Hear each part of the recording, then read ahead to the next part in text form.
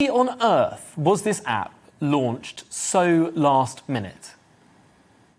That's a really good question. Why on earth was it launched so late in the day? We were sitting in the Scottish Parliament last night at about 5:30 when one of the Scottish Conservative members raised a point of order that the app wasn't even live yet on the system as we were leaving the Scottish Parliament building. And this is a scheme which has been a long time coming. It's been a long time in the making. We've been crying out for details of not just the scheme, but the app itself. And apparently it was snuck out on the App Store. No one could find it. And when they did find it, it is utterly beset with problems. You only need to have a quick look at social media and see what the real world thinks about Nicola Sturgeon's plans for a vaccine passport. I'm afraid to say we were warning them about this all along. I mean, this scheme has been plagued with problems and controversy right from the very beginning, and I'm afraid the events of the last 12 hours have indicated our position completely.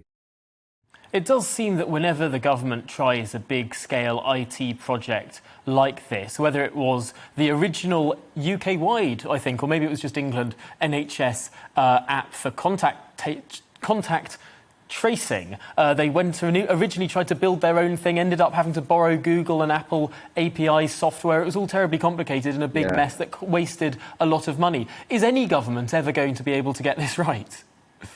Yeah, I mean, look, all governments have had their fair share of IT issues over the years, but I think the difference with this one is the effect that it has on people's lives.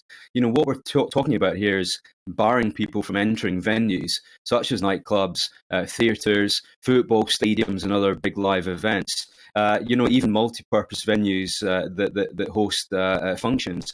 These are the sorts of things people will be wanting to do this weekend. It's pay weekend for lots of people. They want to get out there and start spending their money again as the world is reopened.